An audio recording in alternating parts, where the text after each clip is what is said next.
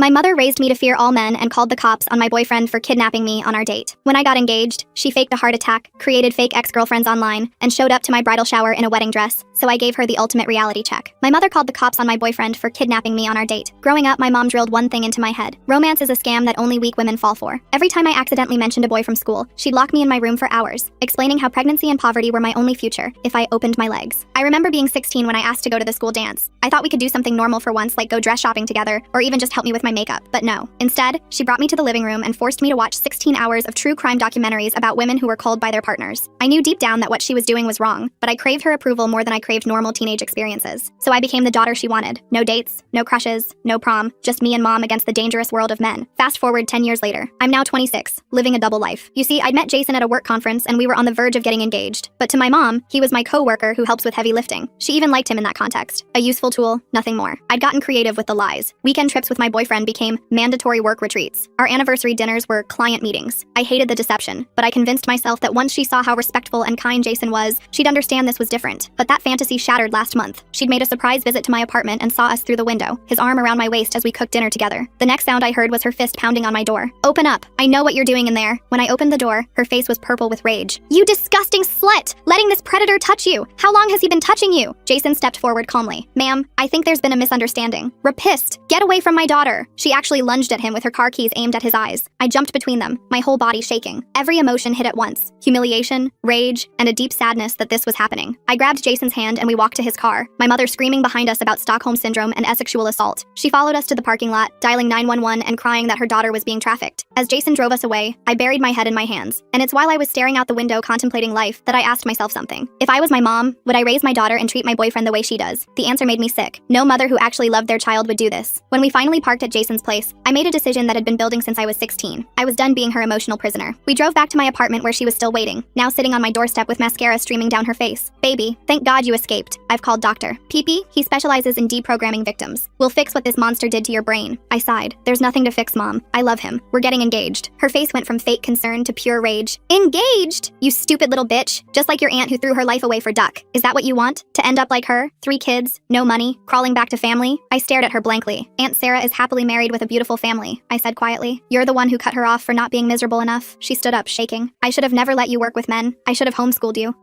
You should have let me be normal," I interrupted. "But you needed me broken and afraid so I'd never leave you." Her mask finally slipped completely. "Fine. Spread your legs for him. But when you're pregnant and he's gone, when you're diseased and used up, do not come crying to me. You're choosing cuck over your mother." "I'm choosing love over control," I said, before walking inside and locked the door. That was 3 weeks ago. Since then, my phone has become a nightmare. 47 missed calls a day, text messages with articles about women murdered by boyfriends, photos of pregnant teenagers with "your future" written across them. But I had my own plans, and they were going to change everything. I started by changing all my passwords. Then I blocked her number. I thought that would be enough. I thought she'd get the message and give me space. But I underestimated how far she'd go. I'd underestimated her desperation. The first sign came when I got a Facebook message from someone claiming to be Jason's ex. The profile looked real enough. Photos dating back years. Mutual friends from his hometown. She said Jason had cheated on her, left her pregnant and alone. She warned me to run while I could. The message was long, detailed, almost convincing. My heart dropped. I sat there staring at the message for what felt like hours. Then another ex messaged me. Similar story, different details but same ending. Jason the heartbreaker, Jason the abandoner. This one included screenshots of supposed text conversations. I felt sick, but something didn't add up. These women found me within hours of each other, after I'd just blocked my mom. The timing was too perfect. I showed Jason the messages that night. His face went white. Then he laughed. Not a happy laugh, more like disbelief. He pulled out his phone and showed me something. He'd never even had social media. No Facebook, no Instagram, nothing. He'd always been private that way. We did some digging. The profiles were created last week. The photos were stock images with filters. The mutual friends were all fake accounts too. My mother had spent hours creating an entire fake history, just to break us up. The dedication was almost impressive in its insanity. I thought that was rock bottom, but she was just getting started. The next week, I was giving an important presentation at work. Big clients. My boss's boss was there. Everything was going perfectly. My slides were crisp, my delivery confident. Then the conference room door burst open. My mother stood there, tears streaming down her face. She announced to the room that her daughter was having a mental breakdown. She said I needed immediate psychiatric help. She begged them to help her save me from myself. She even had papers in her hand, waving them like evidence. Security escorted her out, but the damage was done. My boss pulled me aside after, said I needed to get my personal life under control. HR wrote me up for the disruption. My coworkers looked at me differently, some with pity, some with suspicion. Water cooler conversations stopped when I walked by. I went home that night feeling defeated. Jason held me while I cried. He said we'd get through this together, but I could see the worry in his eyes. How much more could he take? How much more could I? We ordered takeout, but neither of us ate much. Then things got worse. My landlord, Mrs. Whitman, started doing wellness checks. She'd knock on my door at random times, always with the same concerned look, always asking if I was okay, if I felt safe. Sometimes she'd peer past me into the apartment, looking for signs of trouble. I asked her what was going on. She said my mother mother had explained everything, how I was in an abusive relationship, how I might be too scared to ask for help. She promised to keep an eye on things, report any male voices or signs of violence. She'd given Mrs. Whitman her personal number for emergencies. I tried to explain the truth, but Mrs. Whitman just patted my hand. She said abuse victims often protect their abusers. She'd been briefed on what to watch for. The condescension in her voice made me want to scream. My own home didn't feel safe anymore. Every footstep in the hall made me jump. Was it Mrs. Whitman? Was she listening? Taking notes? I started playing music constantly to mask our conversations. Then I discovered something that made my blood run cold. Small deposits in my bank account. $50 here, 100 there. The memo lines all said things like, "For my baby's escape fund," or "When you're ready to leave him." They went back weeks. A careful pattern designed to look like secret savings. My mother had been putting money in my account, making it look like I was planning to flee, building a paper trail that I was a victim preparing to run. If anyone investigated, it would support her narrative perfectly. The calculated cruelty of it took my breath away. I called my bank immediately, my hands shaking as I navigated through the automated menu. The representative who finally answered sounded sympathetic but ultimately unhelpful. They said I couldn't stop the deposits without the sender's information. The money kept coming. Each transaction another piece of evidence in her twisted narrative. I stared at my account balance, watching it grow with funds I never asked for, each deposit feeling like another chain she was trying to wrap around me. Jason suggested we talk to his mother Linda about everything. I'd met her a few times at family dinners and holiday gatherings, but kept things surface level, always deflecting personal questions with practiced ease. Now we needed allies, and Linda had always struck me as perceptive. We drove to her house that weekend, the autumn leaves crunching under our tires as we pulled into her driveway. I was nervous, my stomach churning with anxiety. What if she believed my mother? What if she thought I was too much drama for her son? What if this was the thing that finally made Jason see I wasn't worth the trouble? Linda opened the door with her usual warm smile, wearing a flour-dusted apron that suggested she'd been baking. The smell of cinnamon and apples wafted from the kitchen. We sat in her living room, surrounded by family photos and well-loved furniture. I noticed Jason's graduation photo on the mantle, his younger self beaming with pride. I told her everything, starting from the beginning, from my childhood where love meant constant surveillance to the current harassment that was destroying our peace. She listened without interrupting, occasionally nodding or furrowing her brow. Her face grew more concerned with each detail, especially when I described the wellness checks and the money deposits. When I finished, she was quiet for a moment, her fingers absently straightening a doily on the arm of her chair. The grandfather clock in the corner ticked loudly in the silence. Then she said my mother had already called her. My heart stopped. She explained that my mother had been very emotional on the phone, told her Jason was controlling and isolating a mentally fragile woman, said I needed help but was too deep in his manipulation to see it. She'd cried about losing her baby to a predator. She'd been very convincing, using all the right words that would terrify any mother. My heart sank to my stomach. I felt Jason tense beside me, his hand finding mine. But then Linda smiled, a knowing look in her eyes. She said she knew her son, had raised him to respect women and recognize healthy boundaries. Plus, she'd noticed how my mother never mentioned specific incidents during their call, just vague accusations and tears. Real concerned parents have details, she said. They talk about specific behaviors that worry them. Manipulators have drama and grand statements but no substance. Linda became our strongest ally from that moment. She started documenting everything with the efficiency of someone who'd raised 3 children and managed a household for decades. She kept meticulous records of my mother's calls, writing down dates, times, and exact quotes. She recorded voicemails on multiple devices. She even hired a lawyer friend to advise us, someone she'd known since college who specialized in family law, just in case things escalated further. They did. One morning, Jason's boss called him into his office before he'd even had his coffee. Someone had phoned in a threat to their security line, said if Jason didn't send his girlfriend home sick that day, there would be violence. The voice was disguised with some kind of modulator, but the message was clear. They'd nearly called the police, and the entire building was on edge. Security guards were posted at every entrance. Jason was almost arrested on the spot. Security was reviewing footage from every camera in the building. HR was investigating, pulling his personnel file and questioning his coworkers. His job that he'd worked so hard for was on the line, all because of a phone call. We spent hours at his office with security personnel, proving he'd been in a different city for a client meeting when the call was made. I sat in the cold conference room, watching Jason explain over and over that he'd been 3 hours away, showing receipts and meeting notes. Security footage from the client's building finally saved him. It showed him 3 hours away at the exact time, shaking hands with clients and presenting proposals. But the stress was wearing on us both. He started looking over his shoulder constantly, checking locks twice before bed. He inspected his car before driving, looking under it with his phone's flashlight. My mother's harassment was poisoning every part of our lives, making us paranoid and exhausted. I found out she'd been attending my apartment building's community meetings through a concerned neighbor who knocked on my door one evening. She told me my mother had been spreading rumors about domestic violence from my unit, claiming she was a concerned parent who heard screaming and crying through the walls. She'd been telling neighbors she feared for her daughter's life. Several people had already complained to management, signing a petition. They wanted me evicted for disturbing the peace and creating an unsafe environment. I had to attend the next meeting to defend myself. I stood in front of 40 neighbors in the community room, my voice shaking as I explained that my mother was lying, that there was no violence in my home, just a woman who couldn't let her daughter go, who saw independence as betrayal. Some believed me, nodding sympathetically. Others still looked suspicious, whispering among themselves. The damage to my reputation was spreading like poison through the building. People stopped making eye contact in the elevator. Conversations halted when I walked by. Thanksgiving arrived with its promise of family and gratitude. Jason and I planned a quiet dinner at his place, just the two of us. We needed normal, needed peace, needed to pretend, just for one day, that we were a regular couple. We were cooking turkey and watching football, laughing at the terrible commercials. For a few hours, things felt okay. The smell of sage and butter filled the apartment. Then the doorbell rang. My mother stood there with a man I hadn't seen in 15 years. My father, the one who'd abandoned us without explanation, left without a word when I was 11, taking nothing but his clothes. She had her arm linked through his like they were a couple again, like the years of anger and abandonment had never happened. He looked older, grayer, wearing an ill-fitting suit that suggested this wasn't his his idea. She announced with theatrical flair that she forgave him for leaving, said at least he protected his new family from predators. Unlike me, the words hit like physical blows, each one calculated for maximum damage, using my father's abandonment as a weapon. Bringing him here to hurt me on a day meant for gratitude. I could see the manipulation clearly now. She'd probably tracked him down just for this moment. My father looked uncomfortable, shifting his weight and keeping his eyes downcast. He kept glancing at the door like he wanted to bolt. He mumbled something about just wanting to see me, to make sure I was okay after all these years. But I could see the truth in his hunched shoulders and darting eyes. She'd manipulated him too. Probably told him the same lies about Jason, played on whatever guilt he carried about leaving. I told them both to leave, my voice stronger than I felt. I closed the door in their faces, hearing my mother's protest through the wood. But the damage was done. Seeing him again, being used as a pawn in her game, it broke something in me. I cried for hours that night, grieving the father I'd lost twice now. Jason just held me, not knowing what to say, his own anger at the situation simmering beneath his gentle touch. The next morning, I woke with swollen eyes but surprising clarity. This wasn't about protecting me. This had never been about my safety or well-being. This was about control, about punishment for daring to love someone else. She'd rather destroy me than let me be happy. That clarity helped, made me stronger. I could see the pattern now, stretching back through my entire life. We decided to announce our engagement publicly. No more hiding, no more letting her control our narrative. We posted on social media with a photo of the ring Jason had been carrying for months. We told our friends at a dinner party, watching their faces light up with genuine joy. We started planning openly, subscribing to bridal magazines and creating Pinterest boards. If she wanted a war, we'd stop playing defense. She faked a heart attack within hours of our announcement, posted on Facebook that the stress of my choices was literally culling her. She tagged all our mutual acquaintances, distant relatives, and even some of my high school friends she'd somehow stayed connected with. The post got dozens of concerned comments, people reaching out to ask if I knew my mother was in the hospital. Some scolded me for putting her through such stress. I called the hospital she claimed to be at, no patient by her name. Called 3 more to be sure, each receptionist confirming they had no record of her. She was lying, creating drama for sympathy, making herself the victim in my engagement story. The manipulation was so transparent once you saw the pattern. Every joy in my life had to become her tragedy. We started visiting wedding venues, determined to make it real. The first 3 venues called to confirm our appointment, then canceled within hours. Said there'd been a mix-up with their booking system. The 4th venue manager pulled me aside after our tour. She said someone called claiming the wedding was off, that they were being scammed by people posing as an engaged couple. The caller had been very convincing, crying about her daughter being conned. My mother was sabotaging our wedding planning. She discovered our venue research by following my social media activity through fake accounts. We started using fake names for appointments, feeling ridiculous giving aliases to wedding planners. We created a separate email account, used Jason's work address for deliveries. Felt like criminals planning our own wedding. The absurdity would have been funny if it wasn't so exhausting. Then came the insurance incident. I got a call from my health insurance on a Tuesday afternoon. They said someone was trying to add me back as a dependent on their plan. The paperwork claimed I was mentally incompetent, needed a guardian to make medical decisions. The forms had my mother's signature all over them, along with what looked like forged medical documents. I had to prove my mental competence to keep my own insurance. I sent pay stubs showing consistent employment, work evaluations praising my performance, had my boss write a letter on company letterhead attesting to my mental fitness. The insurance company eventually dropped it, but the message was clear. She'd try to control me through any system she could access. No institution was off limits in her campaign. Jason's ex-coworker Melissa reached out with something shocking. She'd been at a coffee shop downtown when a woman approached her. My mother had somehow figured out who she was and offered her $5,000 in cash to seduce Jason, to break us up from the inside, make it look like he was cheating, create evidence of his infidelity. Melissa had the presence of mind to record the whole conversation on her phone. My mother's voice was clear as day, offering cash for home wrecking, describing Jason's supposed weaknesses. Melissa said she played along to get evidence, pretending to consider the offer, then immediately told Jason. She thought we should know how far this had gone. She also mentioned my mother had clearly been following her, knowing her schedule and regular coffee shop. We now had proof of her trying to sabotage our relationship, real evidence of her manipulation that went beyond he said, she said. But what could we do with it? Going to the police felt extreme. We just wanted her to stop. We wanted to live our lives without constantly looking over our shoulders. My therapist, Dr. Stevens, became crucial during this time. I'd started seeing her years ago for general anxiety, never telling my mother, of course. Dr. Stevens documented everything as I brought each new incident to our sessions. She said my mother's behavior was pathological, classic narcissistic control patterns mixed with what seemed like delusional thinking. The escalation worried her. She helped me see the cycles clearly. How my mother created crisis to pull focus whenever I reached a milestone. How she projected her fears onto me. How she'd rather destroy than let go. The sessions were hard but necessary. I was finally understanding the depth of dysfunction I'd grown up in. The way love had been weaponized my entire life. Then my mother filed for power of attorney over me. The legal documents arrived on a Thursday. She claimed I was mentally ill, unable to make rational decisions, being manipulated by a predator. She'd compiled her fake evidence into a compelling narrative. The deposits showing financial control, the wellness checks showing concern, the concerned family narrative from various relatives she'd convinced. Dr. Stevens had to write a formal evaluation for the court. She testified that I was completely mentally sound, that the concerning behavior came from my mother, not me. She provided session notes spanning years. The filing was rejected, but the audacity still shocked me. She'd tried to legally control my life, to take away my autonomy through the court system. One day we came home to find our apartment door unlocked. My heart raced as we entered carefully. Nothing was stolen, but every photo of Jason and me was gone from the walls, from shelves, from the refrigerator, replaced with old mother-daughter photos. Some I'd never seen before. Pictures of us at parks when I was young, museums, birthdays, all from before I dared to date, before I dared to grow up. A note on the coffee table in her handwriting said she was reclaiming her baby, that these were the only photos that mattered, the ones from before I was corrupted. She'd been in my home, touched our things, sat on our furniture, violated our space. We changed the locks that night and installed a security system the next day. She escalated to Jason's workplace next. His boss got emails with fake screenshots, threatening messages supposedly from Jason, violent, graphic threats that looked disturbingly real. IT had to trace them, working through the night. They proved they were created on her computer. Her IP address clearly linked to every message. The forensic evidence was undeniable. The evidence was piling up. Her harassment documented from multiple angles. But she kept going, like she couldn't stop herself. Each scheme more desperate than the last. Each failure making her more frantic. The intervals between incidents grew shorter. My bridal shower was supposed to be small. Just Linda and some work friends at a quiet tea room. A normal celebration. We'd kept the location secret. Only told people the morning of. Sent the address by text an hour before. But she'd found out by bribing a mutual acquaintance who worked at the tea room. She showed up in a wedding dress. An actual white wedding dress with a veil and train. Announced to everyone present that she deserved to wear white. She'd stayed pure for her daughter. Saved herself from men's corruption. The other guests stared in shock. Linda had to physically block her from entering while someone called security. Security removed her as she clutched at the doorframe. But not before she screamed about being the only one who truly loved me. That everyone else was fake. That they'd all abandoned me like my father did. She knew exactly which wounds to target. Which insecurities to exploit. Even being dragged away, she was calculating her words for maximum damage. That was the final straw. Linda had been building a case with her lawyer friend Roger for months. We had recordings, documents, witness statements from neighbors, co-workers, and venue managers. Proof of harassment from multiple sources. It was time to take legal action. To stop playing defense and start protecting ourselves legally. The restraining order paperwork was thick as a novel. Each incident cataloged with dates and evidence. Each threat documented with witnesses listed. Roger said we had one of the strongest cases he'd seen. The pattern of escalation was clear. The judge would have to act. No reasonable person could see this evidence and not recognize the danger. The restraining order hearing was set for the following week. I spent days organizing all our evidence into a binder that looked like a phone book. Police reports, text messages, witness statements from Linda and Melissa, the recording of her trying to bribe someone to seduce Jason. My hands shook as I paperclipped each section. This was really happening. The morning of the hearing, I threw up twice from nerves. Jason made me toast and ginger tea, rubbing my back as I sat on the bathroom floor. We drove to the courthouse in silence. Linda met us there with Roger, a tall man with kind eyes who'd been reviewing our case for weeks. He said we had everything we needed. The evidence was overwhelming. My mother showed up without a lawyer. She wore a conservative black dress like she was going to a funeral. She kept trying to make eye contact with me across the courtroom. I stared at my hands instead. Roger presented our case methodically, each incident building on the last. The judge's face grew more concerned with each piece of evidence. When it was my mother's turn to speak, she cried about losing her baby. Said she was just trying to protect me from making the biggest mistake of my life. The judge cut her off. Asked if she denied making the false reports. If she denied breaking into my apartment. If she denied trying to bribe someone to seduce my fiancé. She couldn't deny any of it. The evidence was right there. The judge granted the restraining order immediately. 500 feet minimum distance. No contact through third parties. No showing up at my workplace or home. The order would last 2 years with possibility of extension. My mother wailed when he read the terms. Said I was culling her. That I'd regret this when Jason showed his true colors. Security escorted her out as she screamed about maternal rights. I sat there feeling numb. It was done. Legal protection finally in place. But instead of relief, I just felt empty. This wasn't how mother-daughter relationships were supposed to end, with restraining orders and security escorts. We went back to wedding planning with new energy. Changed venues one more time to be safe. Used passwords for all our vendors. The florist thought we were paranoid until we explained the situation. Then she shared her own story about a controlling mother-in-law. Said we were smart to protect ourselves early. 3 weeks before the wedding, Jason's mom Linda called with news. My mother had shown up at her house at midnight, banging on the door, demanding to talk mother to mother. Linda had called the police immediately. They arrested my mother for violating the restraining order. She'd been so focused on the order keeping her away from me, she forgot it included harassment through family members. The police report said she'd been carrying a box of my baby photos. Wanted to show Linda who I really was before Jason corrupted me. Like baby pictures would somehow prove her point. The officer noted she seemed disconnected from reality. Kept insisting she had a right to save her daughter. They held her overnight before releasing her with a court date. I had to buy a wedding dress in secret. Paid cash. Used a fake name for alterations. The seamstress probably thought I was having an affair or something. But I couldn't risk my mother finding out where I'd bought it. Couldn't risk her showing up and causing a scene. Every happy moment had to be protected like a state secret. My bachelorette party was at Linda's house for safety. Just close friends and family who understood the situation. We played silly games and drank wine. For a few hours, I felt normal, like any other bride celebrating with her friends. Then my phone buzzed. Unknown number. I almost didn't answer, but something made me pick up. It was the psychiatric hospital. My mother had been admitted after showing up at my old elementary school. She'd been telling the staff she needed to warn them about predators targeting former students. When they asked for specifics, she'd broken down sobbing about losing her baby to a manipulator. The school called for a wellness check. The officers took one look at her state and brought her in for evaluation. The doctor said she was in crisis, but not actively dangerous to herself or others. They'd keep her for 72 hours of observation. He asked if I wanted to visit. I said no. Felt guilty about it, but held firm. She needed help I couldn't give. Professional help that had nothing to do with me. Maybe this would finally get her the treatment she needed. She was released the day before my wedding. I only knew because Roger called to warn us. Said to be extra vigilant. People in crisis often escalate around meaningful dates. We hired off-duty police officers for wedding security, gave them her photo and car information, felt like preparing for war instead of a wedding. The morning of my wedding, I woke at 5 a.m., couldn't go back to sleep, kept imagining all the ways she might try to ruin it. Jason was staying at his brother's place for tradition. I missed him, needed his steady presence. But Linda showed up at 6 with coffee and pastries. Said she'd stay with me all day, be my security blanket. The hair salon had been warned about potential disruption. They locked the doors behind us, only let in people on the approved list. When those police officers showed up saying someone called about a woman being held against her will, the salon owner was ready. Showed them our security preparations, explained the situation. They took notes and left quickly. Just another false report to add to the pile. My makeup artist had to start over after I cried. Not sad tears, frustrated ones. That even on my wedding day, she couldn't just let me be happy. Couldn't let one day be be about something other than her fear and control. The other bridesmaids rallied around me, brought tissues and jokes and mimosas, reminded me that in a few hours, I'd be married to the man I loved. Nothing else mattered. We arrived at the venue through the back entrance. Security guards were stationed at every door. Roger was there with copies of all the legal documents, ready for anything. The photographer seemed confused by all the security until someone explained. Then she promised to keep an eye out too. Said she'd photographed a wedding where an ex showed up. Knew how quickly things could go sideways. Guests started arriving an hour before the ceremony. Each one checked against the list. No plus ones without prior approval. My cousin Dennis texted that everything looked beautiful, that the flowers were perfect, and the string quartet sounded amazing. I stayed hidden in the bridal suite. Didn't want to risk being seen if she was lurking somewhere. Then Linda knocked on the door. Said someone was here to see me. My heart stopped, but she was smiling. It was my dad. He looked older, grayer, wearing a proper suit this time. He'd driven 3 hours to be here, to walk me down the aisle if I'd let him. He said he was sorry about Thanksgiving, that he'd been manipulated too, that he wanted to do one thing right as my father. I thought about it for maybe 30 seconds, then said yes, not for him, for me, for the little girl who'd wondered why daddy left, who'd blamed herself for not being lovable enough. This wasn't forgiveness exactly, but it was something, a tiny stitch in a massive wound. He waited outside while I finished getting ready. 20 minutes before the ceremony, security radioed that she'd arrived. Same wedding dress from the bridal shower, same veil, same delusional belief that this was about her. She marched toward the front entrance like she had every right to be there. The guard stopped her at the edge of the parking lot, showed her the restraining order, told her to leave immediately. She started her usual performance, screaming about saving her baby, about predators and manipulation, about her rights as a mother. But the security team had dealt with difficult people before. They stood firm, didn't engage with her rants, just kept repeating that she needed to leave or they'd call the police. That's when she spotted Dr. Stevens walking in, started screaming that the therapist was a fraud, that she'd been paid off by Jason's family, that real doctors would see the truth. Dr. Stevens just nodded to security and kept walking, didn't give her the reaction she wanted. The lack of engagement seemed to make her angrier. The police arrived within minutes. They knew the situation from all the previous calls, approached her calmly but firmly. She was under arrest for violating the restraining order. Again, she had the right to remain silent. Anything she said could be used against her. The familiar words of arrest for a sadly familiar situation. As they cuffed her, she screamed loud enough for the whole venue to hear. Said I'd regret this. That when Jason hurt me, she wouldn't be there. That I was choosing him over the woman who gave me life. That I was already dead to her. The words echoed across the parking lot. Guests pretended not to notice, but everyone heard. They put her in the patrol car as our string quartet played. The contrast was surreal. Beautiful music floating through the air while my mother was arrested in the parking lot. The photographer later told me she got a picture of the arrest through the window. I asked her to delete it. Some memories don't need preserving. My dad knocked on the door 5 minutes before go time. Asked if I still wanted him to walk me down the aisle after all that drama. I said yes. Told him this was exactly why I needed him. To show that family could also mean support. That DNA didn't automatically equal dysfunction. He teared up a little. Offered me his arm. The ceremony itself was perfect. No disruptions. No drama. Just me and Jason promising to love each other forever. Linda cried in the front row. My work friends smiled from their seats. Even my dad looked proud. For 30 minutes it was just about us. About our love. About our future. Everything I dreamed it could be. During the reception, Roger pulled me aside. Said the prosecutor was adding charges for this violation. With her previous arrest and the psychiatric hold, she was looking at real jail time. Maybe 6 months. Maybe more if she kept violating the order. Asked if I wanted to write a victim impact statement. I said I'd think about it. We danced and ate and celebrated until midnight. People gave speeches about love and commitment. No one mentioned the arrest. The elephant in the parking lot that everyone politely ignored. Jason's brother made a joke about security being tight. That was the only reference to the day's earlier drama. I was grateful for the normalcy. Our honeymoon was to Hawaii. 2 weeks of beaches and hiking and no cell service. We'd told no one except Linda where we were staying. Changed our flights last minute just to be safe. Paranoid maybe, but we needed real peace. Time to just be newlyweds without looking over our shoulders. When we got back, 17 voicemails waited, all from the same number, the jail. She'd been calling collect every day. The automated system asking if I'd accept charges. I deleted them all without listening. Set my phone to block collect calls. Drew another boundary in cement. She'd made her choices. Now she had to live with them. The victim impact statement was harder to write than I expected. How do you summarize a lifetime of control disguised as love? How do you explain the weight of constant surveillance? The exhaustion of hiding normal human emotions? I wrote 17 drafts before settling on something simple. Just facts. Just impacts. Just truth. Her sentencing was on a Tuesday. I didn't go. Sent the statement with Roger instead. He said she represented herself again. Told the judge this was a miscarriage of justice. That mothers had rights. That she was being persecuted for loving too much. The judge didn't buy it. 6 months in county jail. 2 years probation after. Mandatory therapy twice a week. I thought I'd feel relieved when Roger called with the verdict. Instead, I just felt sad. Sad that it came to this. Sad that she couldn't see what she'd become. Sad that love had been so twisted in her mind that she'd rather go to jail than let me be happy. But underneath the sadness was something else. Freedom. Real freedom. For the first time in my life. 6 months passed quickly. Jason and I settled into married life. Got promoted at work. Adopted a golden retriever named Biscuit. Started trying for kids. Normal married people stuff. Every ordinary day felt extraordinary. Grocery shopping together was a joy. Cooking dinner was an adventure. All because I could do it openly. Without lies. Without fear. She got out on a Thursday. Roger called to warn me. Said she'd been a model prisoner. Attended therapy groups. Seemed calmer. But to stay vigilant. Sometimes jail made people reflect. Sometimes it just made them angrier. We installed new security cameras just in case. Changed our routine slightly. Stayed alert but not paranoid. 2 2 weeks later, a letter arrived, her handwriting on an envelope with the therapist's return address. I stared at it for an hour before opening. Jason offered to read it first, but I needed to do this myself. Needed to face whatever manipulation waited inside. My hands barely shook as I opened it. The letter was short, just one paragraph. Said therapy was helping her understand things, that she'd been wrong, that fear had made her controlling, that she wanted to apologize but understood if I wasn't ready. Signed simply, Mom, with no demands or guilt trips. I read it 5 times looking for the hook, the manipulation, but it seemed genuine. I didn't respond for a month. Needed time to process, to decide if I wanted any contact at all. Jason supported whatever I chose, said I'd survived the worst already. Whatever came next, we'd handle together. His faith in me made me braver, made me consider possibilities I'd written off. Finally, I wrote back. One line like Roger suggested. Clear boundaries from the start. When you can be happy for my happiness, we can talk. Sent it through the therapist. No return address. No opening for her to show up uninvited. Just a simple test. Could she actually be happy for me? Or would this trigger another spiral? 3 years of silence followed. She made no further attempts during her therapy. I had a son. Named him after Jason's grandfather. Posted pictures online without fear. Lived my life openly. Sometimes I'd wonder about her. If therapy was working. If she'd finally found peace. But mostly I just lived. Raised my son with gentle boundaries. Showed him love meant freedom, not control. Then the therapist reached out. Said my mother had made significant progress. Was ready to attempt contact if I was willing. Suggested a meeting in a public place. Controlled environment. Safe for everyone. I thought about it for weeks. Asked Jason, asked Linda, asked my own therapist. Everyone said the same thing. Only if I wanted to. Only if it would help me, not her. I agreed to one meeting. A park with good visibility. Lots of people around. Jason would come for support. 1 hour maximum. Clear boundaries from the start. If she crossed any line, we'd leave immediately. No second chances. The therapist would facilitate if needed. Every precaution in place. She looked different. Older, yes, but also calmer. The frantic energy that always surrounded her was gone. She sat on the bench without fidgeting. Waited for me to speak first. A small miracle considering she'd never let silence exist between us before. I could see the therapy's influence in her stillness. We talked carefully. Like strangers getting acquainted. She asked about my work. I asked about her therapy. She mentioned joining a support group for parents with attachment issues. Said it helped to hear other stories. To realize her fears had stolen what she'd tried to protect. The self-awareness shocked me. This wasn't the mother I knew. When I introduced my son, she cried. Real tears, not manipulation. Asked if she could say hello. I said yes, but stayed close. Ready to leave if needed. She told him he had beautiful eyes. Said he was lucky to have parents who loved him. Didn't try to hold him or claim him. Just observed from a respectful distance. We meet monthly now. Always in public. Always with boundaries. She's learning to be a grandmother slowly. Asks permission before giving gifts. Respects when I say no. Doesn't push for more time or access. It's not perfect. May never be. But it's something. A careful dance of reconciliation. 2 steps forward, 1 step back.